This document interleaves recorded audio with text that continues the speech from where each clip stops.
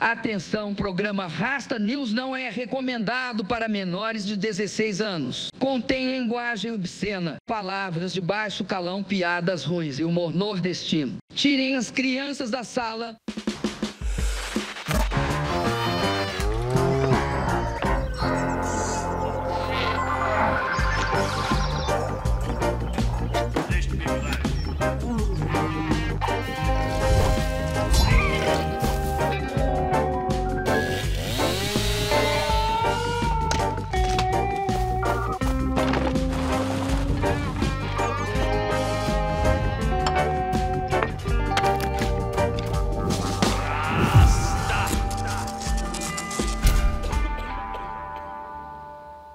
Boa noite, embaixadores. Boa noite, rastos e rastas. Sejam bem-vindos a mais um Rasta News, o seu jornal semanal isento de notícias. Saqueadores, usurpadores, bandoleiros, degredados, proxenetas ou apenas mais uma narrativa loroteira que teu professor de história roqueiro, que vai em barbearia gourmet e assiste a série Vikings, inventou para te ludibriar e te roubar de um passado glorioso e te instituir um complexo de vira-lata. No Rasta News de hoje, trataremos de grandes homens que, há 522 anos, deixaram suas casas e arriscaram suas vidas para encarar o perigo e o desconhecido em busca de novos horizontes, novas possibilidades e, acima de tudo, levar a cruz a mares nunca dantes navegados, numa última cruzada, a que ficou conhecida como Terra de Vera Cruz. Descobrimento. Pô, eu ainda me lembro das minhas primeiras aulas de história no colégio, né? O professor esquerdista, quando ele não estava em greve, ele chegava lá para falar de história do Brasil, né? E me parecia um festival de gente ruim, né? De gente que não prestava em Portugal, que tinha vindo para cá ou como punição ou para fugir de alguma pena. O meu professor falava com admiração acerca do dualismo, do zoroastrismo, dos persas, como se fosse a primeira forma de monoteísmo, o que é o mesmo que dizer que um segmento de reta é a primeira forma de triângulo. Ou então falava dos fenícios, né? Com aquela admiração que a gente vê nas escolas de samba, grandes navegadores, grandes comerciantes. A gente vê isso aí também naquele Stupini Viking de Osasco, né? Aquele personagem da classe dos Barbarians metido a berserker de apartamento sob pilotis, que tatua ali o martelo de Thor no braço, raspa os lados do cabelo para ficar igual uma feminista, faz aquela trancinha e fica juntando dinheiro para ir pro Wacken, tomar Jägermeister, que é tipo um biotônico Fontoura em euro. Num chifre de gado demais, vendo o show do Amon Amarth e pensando: ai, isso é tão eu. Francamente. Cresci ensinado a ter aquele desprezo pelos portugueses e pela incorporação deles ao Brasil, imortalizada pela literatura em representações como a da Canalice de João Romão, o avarento alpinista social que suga a vida e o trabalho da pobre Bertoleza, enquanto bovinamente buscava um casamento com alguma princesinha de família, levando a cozinheira ao suicídio e que ainda termina recebendo lá uma comendação dos abolicionistas por ser um dos primeiros cariocas com consciência social. O baiano tem consciência social. Acontece que se era isso e apenas isso, tudo que éramos também herdeiros disso tudo. Aquele substituto russoniano do pecado original que as ideologias de esquerda nos oferecem para compensar a heresia russoniana. E se há algo que o professor Tolkien nos ensinou com a história dos filhos de Húrin, é que crer-se herdeiro de uma maldição que o levará a uma danação inescapável é um método à prova de balas de transformar a própria vida e a vida de todos ao redor em um inferno. O povo que não tem um mito fundador, um passado que compreenda uma ordem transcendental, uma narrativa de glória, uma narrativa de superação ou de libertação, é como um homem sem barriga, ou que nunca teve uma ressaca, um homem sem história para contar, solto no tempo e no espaço, à espera de alguma narrativa, algum arco de significado que possa chamar de seu. Verdade seja dita, somos um país de grandes escritores, mas não somos um país de grandes heróis. Mas essa raparigagem precisa acabar. Então cessem das loirinhas de History Channel as navegações grandes que fizeram. Calem-se de Ragnar e outros tolos a fama das donzelas que gadearam. Que eu canto o peito ilustre lusitano, a quem Netuno e Marte obedeceram. Cesse tudo que essa rapariga galega canta, que outro valor mais alto se alevanta. Para falar do nosso descobrimento, eu gostaria de falar sobre os nossos descobridores e um pouco do contexto fornecido por aquele cearense Rochedo, o Tucídides de Maranguape, Capistrano de Abreu. Portugal sempre teve a vida marítima como destino, uma combinação da sua posição marítima privilegiada e das informações herdadas dos romanos, que afirmavam a existência de ilhas alongadas ao ocidente. Isso acendeu a chama exploradora naquele povo. A nobre e justa guerra da cristandade portuguesa contra os mouros invasores desenvolveu uma marinha nacional de fazer inveja a Temístocles e a marinha ateniense inteira. Para vocês que ficam aí assistindo 300 e pagando pau para a página masculinista de inspiração pagã no Instagram. Foi a época em que os portugueses tomaram Ceuta dos infiéis e descobriram as ilhas de Cabo Verde. E foi nessa fase aí que temos o nosso primeiro grande personagem, o infante Dom Henrique, filho de Dom João I, e paladino level 20 da Ordem de Cristo. Moleque, sai com a tua cimitarra pra lá, vagabundo. Que aqui, ó, espada longa, com mais 5 de ataque bônus, mais 6 de power attack e mais 3 de bônus contra criatura do tipo Mouro Infiel. Foi uma época em que a imaginação e a fantasia correram soltas, e o desejo de Dom Henrique de explorar os mares, e quem sabe até encontrar o reino do lendário rei sacerdote Preste João, e juntos partirem para uma grande cruzada contra o restante dos inimigos da cristandade, que, embora já quase expulsos da Espanha, ainda dominavam as terras e mares orientais. Porra, irmão, isso aqui seria mais épico que o Senhor dos Anéis, pô. À medida que as explorações foram acontecendo, surgiu a questão de uma rota alternativa para a Índia, como a tomada por Cristóvão Colombo, e convenceu os espanhóis, menos experientes que os lusitanos, a custear uma tentativa de circunnavegar a terra.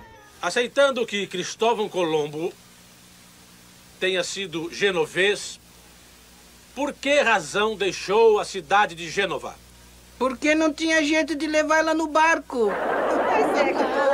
Em 1487, sob o reinado de Dom João II, Bartolomeu Dias chega ao fim do continente africano. Foi um rolê arriscado, tipo pegar um Uber pro Morumbi ali às 4 da manhã, que teria feito Bartolomeu chamá-lo Cabo das Tormentas, a que Dom João protestou. Das tormentas não, meu filho, da Boa Esperança. Eu fico tentando imaginar, né, como é que os historiadores conseguem esses dados, né? Tipo, se tem algum maluco ali com um pergaminho anotando a conversa entre o rei e o navegador, né? Como é que o pergaminho foi parar na mão do historiador depois, né? Definitivamente, a história é a mais surreal e fascinante das ciências. Eu fico pensando, às vezes, né, no tal do hipopótamo, né? Como é que ele foi nomeado. Alguns bilólogos afirmam que o nome vem da maneira com que se locomovem os hipopótamos embaixo d'água, assemelhando-se a cavalos. Eu gosto assim, das bem grandonas. Imediatamente, eu já fico imaginando um grupo de mergulhadores gregos ali, né, se aventurando no Nilo para observar o comportamento do bicho embaixo d'água, para poder nomear o bicho. Seria mais fácil olhar ele em terra mesmo, né? Chamar o bicho de Jojo Todinho. Pô, um salve aos mergulhadores gregos. Muito provavelmente, algum deles foi comido por um crocodilo, após ter sido comido por um crocodilo. Nome do outro mergulhador caetaniano que estava ali com ele aproveitou a tragédia do amigo para nomear mais tarde este outro animal. Tudo pela nomenclatura, tudo pela taxonomia. Mas vamos voltar para o nosso Dom João II, homem realmente admirável, formidável. Mas que formidável! Qualquer vizinho fuxiqueiro apressado, ao saber do retorno de Colombo, proclamando ter achado as Índias, se lançaria diretamente ao mar para lá chegar também. Não, se ele for eu vou, se ele for eu vou. Mas Dom João, tal qual Odisseu, não se deixou levar pelo canto das sereias. Viu que os exemplares trazidos por Colombo não se assemelhavam em nada aos produtos das Índias que eles procuravam, bem como a descrição do território, ou seja, Colombo foi até o mercado de peixinhos comprar coentro, bateu foi na feira de cavaleiro e voltou com a cinquentola do soltinho de Cabobó. Dom João passou no teste de sabedoria e resolveu ficar quieto e se preparar. Construiu navios robustos, fundiu artilharia para fazer frente aos potentados indianos e aos navios árabes. Enviou emissários ao Mar Vermelho, Golfo Pérsico e à costa de Malabar, conseguindo informações sobre a navegação e sobre o comércio. Quando faleceu, Dom João já tinha deixado a bola na cara do gol para o seu sucessor, Dom Manuel, que enviou Vasco da Gama àquela viagem que mudaria para sempre a história de Portugal. Oh, naquela época eles já tinham time de futebol. A nova rota não pareceu exercer o mesmo fascínio sobre os espanhóis, que continuaram tentando a circunnavegação. Seguindo as correntes ocidental e meridional que desembocam no Brasil, dizem os recifenses megalomaníacos que Vicente Pinzon chegou ao Cabo de Santo Agostinho em janeiro de 1500. Verdade? Ou apenas mais uma lorota pernambucana para não ficar atrás da Bahia? Não sei. Pedro Álvares Cabral é quem nos interessa aqui. No domingo, dia 8 de março de 1500, Pedrinho é celebrado por Dom Manuel, de quem recebe um barrete bento pelo Papa, uma bandeira com as armas reais e a cruz da Ordem de Cristo.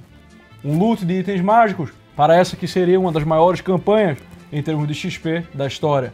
Partindo de Belém, rumo às Índias, com uma armada de 13 navios numa segunda-feira, 9 de março de 1500, 1.500 soldados, negociantes, aventurosos, mercadorias e dinheiro e moeda, diziam muito sobre parte dos intuitos da expedição. Pacífica, se o povo for dado ao comércio, belicosa, se o povo for hostil. Foi também o cavaleiro veterano, Pero Vaz de Caminha, nomeado como escrivão da feitoria de Calicut, mas acima de tudo, os franciscanos, sob a guarda do Frei Henrique de Coimbra, que mostravam também o caráter missionário dessa expedição. O que fez Pedro Álvares Cabral depois de pôr o primeiro pé no Brasil? Pois o outro, né? Senão ele caía. A menos que ele estivesse usando uma muleta, eu não sei. A primeira coisa foi rezar uma missa naquele solo. Algo sempre pormenorizado nas aulas de história, que buscam olhar para tudo apenas daquele ponto de vista materialista e tacanho no mundo, né? Jamais conseguindo achar outro fim na ação humana que não um mero expediente de caráter financeiro. Com o grupo completo, temos guerreiros, paladinos, bardos, mercantes, clérigos e aventureiros que partiram rumo ao horizonte. No dia 14 de março, chegaram às Ilhas Canárias. No dia 22, chegaram a Cabo Verde. E aí, a frota de Vasco de Ataíde se perdeu, segundo conta Caminha. Buscando ventos mais francos para dobrar o cabo, encontraram então a zona dos Alísios e vieram seguindo o seu rumo. Quase um mês depois, no dia 21 de abril, avistaram pedaços de planta flutuando, aves, sinais de que havia terra nas proximidades e que essa terra não era Recife, porque eles não viram nenhum tolete, nenhum palito de picolé ou nenhum pacote de biscoito treloso. As pessoas cagam no mar! Enfim, no dia 22 de abril de 1500, os nossos aventureiros chegaram, acidentalmente, àquela que ficou conhecida como a Terra de Veracruz. O grande aventureiro, Nicolau Coelho, foi o primeiro a fazer contato com os nativos, que vinham nus e munidos dos seus arcos e flechas, prova de que é até possível que o selvagem seja inocente quanto às suas vergonhas, mas burro de andar desarmado ele não é. Isso aí é a ideia de quê? De gordinho, branquinho, de apartamento, aspirante a cidadão da União Europeia. Nicolau fez gesto para que baixassem as flechas e trocaram alguns presentes. Veio então uma chuva danada e os nossos aventureiros resolveram buscar um lugar mais abrigado, velejando para o norte, onde terminaram encontrando um recife que abrigava um porto de larga entrada, onde cabiam mais de 200 navios e naus. Lá, eles terminaram conhecendo mais alguns nativos e 2 deles foram levados à Capitânia, onde foram recebidos com muito prazer e muita festa. Imagina lá, né, os índios pelados festejando com Pero Vaz de Caminha. Os portugueses mostraram uns bichos para ele, eles tiveram medo da galinha. Eu entendo, né? Eu tenho uma amiga que tem medo de galinha. Eu, quando era pequeno, eu gostava de fingir que as galinhas lá de casa eram uns Velociraptor, né? Tipo, eu saía correndo e tangendo as bichinhas assim, como se fosse um pastor de dinossauros. Quando eu vi Chris Pratt lá, né, fazer o mesmo naquele Jurassic World lá, eu não fiquei nem um pouco impressionado, porque eu já era pastor de dinossauros. Comecei isso aí. Só que sem usar aquele lápis de olho ridículo, né? Pois bem, este lugar, onde os índios festejaram com os lusitanos, ficou conhecido como Porto Seguro, lugar em que o rendezvous e a farândola, desde então, nunca terminaram. Hora do terremoto! Infelizmente, na minha época, havia virado o destino do jovem brasileiro de ensino médio, que vai para lá HDA ao som da guitarra elétrica de Armandinho. Pequeno dia. No dia seguinte, os navios adentraram o porto e ancoraram.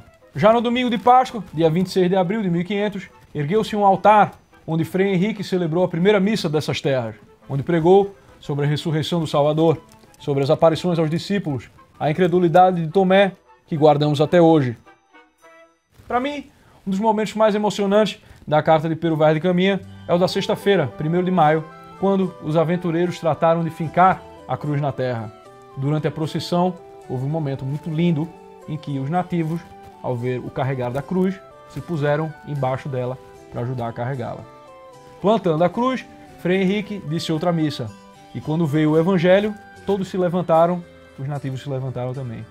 Eles imitavam os gestos de resposta durante a liturgia. Após o serviço, um nativo mais velho, de uns 50 e poucos anos, chamou os outros nativos e começou a explicar para eles. Ele apontava para a cruz e apontava para o céu. Pero Vaz de Caminha, perto do final de sua carta, louvará a natureza brasileira.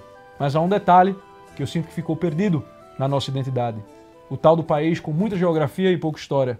Até agora, não podemos saber se há ouro ou prata nela, ou outra coisa de metal ou ferro. Nem lhe a vimos.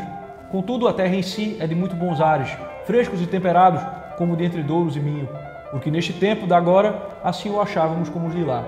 Águas são muitas, infinitas, em tal maneira graciosa que, querendo aproveitar, dá-se-á nela tudo, por causa das águas que tem. Contudo, o melhor fruto que dela se pode tirar, parece-me que será salvar esta gente. E esta deve ser a principal semente que Vossa Alteza em ela deve lançar. E que não houvesse mais do que ter Vossa Alteza aqui esta pousada para esta navegação de Calicut, quanto mais disposição para nela cumprir e fazer o que Vossa Alteza tanto deseja, a saber, o acrescentamento da nossa fé. Caminha não sabia, mas ele nunca mais veria Portugal. Grandes navegações portuguesas, em nome do Pai, do Filho e do Espírito Santo. O Pai, do Filho e do Espírito Santo tem que respeitar. Graças a Deus que eu sou brasileiro, aqui é brasileiro. Não é essa tua porcaria de Azatru não, mancebo pagão. Pagão é a minha na tua mão. Dos que chegaram ao Brasil nesta viagem, da qual a notícia quem veio trazer foi um navio de provisões e mantimentos, Cabral seguiu para a Índia. Uma viagem árdua em que 4 navios naufragaram ao final de maio, todos mortos. Foi só em setembro que o resto da frota chegou a Calicut, onde estabeleceram um ponto comercial. Nas disputas com os muçulmanos, um ataque matou a maior parte dos portugueses, inclusive Pero Vaz de Caminha. Cabral retaliou, foi bravo, bombardeou a cidade, capturou 10 navios muçulmanos e executou a tripulação. Foi só em janeiro de 1501 que ele começou o seu retorno a Portugal, que só se concluiu em junho daquele ano. É preciso bem mais do que apenas uma gananciazinha dinheirista para fazer o que esses homens fizeram. Por mais complicada que a nossa história se torne com o passar do tempo, as disputas, o sangue derramado, as intrigas e traições, nunca se deixe enganar, viu? O nosso descobrimento foi um momento belo, um momento árduo, um feito jamais atingido se fosse pelos homens de geleia que nos ensinam a cuspir no nosso legado com o ar da mais alta sabedoria. Estes homens são meros garotos propaganda da bigodagem. Viva a terra de Veracruz, viva o Brasil, a última cruzada. Vai! E falando em bigodagem, é hora do nosso Troféu Bigodagem. O nosso Troféu Bigodagem de hoje vai para Sebastião José de Carvalho e Melo, o famoso Marquês de Pombal. O Marquês de Pombal é um daqueles casos de alpinismo social estilo Littlefinger, né? Fidalgo, de baixa nobreza, Sebastião José de Carvalho raptou a viúva de seu primo, com o consentimento dela, vale salientar. Comi, estuprei, não. Comi consensualmente. Fique bem claro. Fique bem claro. Dona Teresa, a sobrinha do Conde dos Arcos, o que gerou um certo desconforto na família ao ver a balzaquiana casada com alguém tido como inferior, mas arranjaram o casamento mesmo assim depois do rapto. Dizem que isso contribuiu para um certo ressentimento e desprezo por parte de Pombal para com a nobreza. Já com quase 40 anos na cara, Pombal serviu como embaixador na Inglaterra, quando recebeu a notícia do falecimento de sua esposa. Em 1745, ele foi transferido para Viena para negociar uma reconciliação entre o Papa e a Imperatriz. E foi aí que ele se casou pela segunda vez com Eleonor, a Condessa de Down, sob influência da esposa austríaca de Dom João V. Em 1747, retornou à Inglaterra, onde, diz o historiador jamaicano Rasthucídides, certa vez, ao participar de uma partida de futebol com outros nobres burocratas, deu uma bicuda na bola e ela foi parar dentro de uma loja maçônica. Ao entrar na loja, para buscar a bola, encontrou o grão-mestre varonil, que tratou de introduzir-lhe as suas. Ao retornar para a partida, todo suado e com as calças semi-abotoadas, os amigos perguntaram o que se passou na maçonaria, e Sebastião respondeu que não poderia dizer, porque acabava de tornar-se maçom. E dizem que foi aí na maçonaria onde ele aprendeu a tomar sol no períneo e outras extravagâncias esotéricas de cunho gnóstico. Após a morte de Dom João V, que não gostava muito dele, o novo rei, Dom José, nomeou-o ministro das Relações Exteriores. Eu sou ministro. E foi aí que começou a grande carreira bigodeira do nosso Pombal, à medida que o novo rei foi lhe concedendo mais e mais poder, e o Marquês foi tratando de usá-lo para livrar-se de mais e mais responsabilidade. Em 1755, houve um terremoto em Portugal, e como todo bigodeiro oportunista, o Marquês se aproveitou da crise para aumentar o seu poder e, consequentemente, o gasto do dinheiro que era produzido nas minas brasileiras, longe da realidade dele, para que ele pudesse se preocupar com os custos. Graças a Deus, né, que hoje a gente já não é mais assim, né? Deus me livre algum poder estrangeiro se aproveitar de um estado de emergência para se tornar mais autoritário e exigir coisas de lugares que ficam longe de onde ele está sediado e onde ele não pode experienciar o preço pago pela população. Viva as luzes da modernidade! Mas o Brasil não dava conta de produzir tanto ouro quanto ele precisava. Então, foi necessário começar a olhar para algum outro bode expiatório para servir de porquinho. Os jesuítas. Iluminado, iluminista, Pombal antecipou uma estratégia muito parecida em forma com a que a gente viu no início da Revolução Francesa, em que os revolucionários, de certa forma, confiscaram o absolutismo e o pioraram, fazendo com que o rei, Luís XVI, assinasse decretos extremamente autoritários diretamente do cárcere em que o colocaram. Tomar posse de uma instituição e usá-la para os fins opostos é uma manobra dialética que todo bom revolucionário conhece e que o Marquês de Pombal usou com a Inquisição, transformando-a em uma instituição do Estado português e usando-a para perseguir os seus inimigos. Um verdadeiro déspota esclarecido. Foi a partir daí que a coisa ficou sangrenta, estilo Game of Thrones. Em 1758, o rei, gado demais, voltava de um rendezvous na casa de sua amante, Dona Teresa, mulher do quarto Marquês de Távora, e foi alvo de um atentado. Pombal tratou de usar essa oportunidade para convencer o rei de que havia uma conspiração por parte da nobreza e dos jesuítas e usou os métodos inquisitoriais de tortura para extrair confissões de membros da família dos Távoras. A execução foi brutal e impiedosa e serviu para assegurar o seu poder, recebendo o título de Conde de Oeiras em 1759. Nesse mesmo ano, ele deu o bote nos jesuítas, expulsando-os do Brasil e de Portugal e confiscando todos os seus bens. Não muito diferente do que fariam os revolucionários franceses 30 anos depois, só que com as terras de toda a igreja. Apesar desse show de poder indomável e isento de qualquer responsabilidade, o Marquês deixou um legado especialmente nefasto, tanto para o Brasil quanto para Portugal. A expulsão dos jesuítas deixou um vácuo educacional nos dois países, e quem entrou para tentar suprir esta demanda foi o Estado, com uma educação, quando sequer acessível, autoritária e voltada para a subserviência ao grande Leviatã. Um exército de proto-charlinhos marchando pelo século das luzes, que deveria ficar para sempre conhecido como o século das inversões demoníacas. Luzes que são trevas, revoluções libertadoras que instalam o pior dos absolutismos, inquisições seculares e déspotas reformadores das próprias circunstâncias. Sebastião já não está mais entre nós para pagar pelos resultados e, por isso, merece o nosso troféu bigodagem. Rasta, por que muitas pessoas consideram Getúlio Vargas um político de esquerda? É porque tem aquela interseção entre esquerda e fascismo, né? Tipo, o fascismo ele é o centro. Então, o trabalhismo é incomum, o sindicalismo é comum. Rasta, é verdade que todos os políticos são iguais e são parasitas?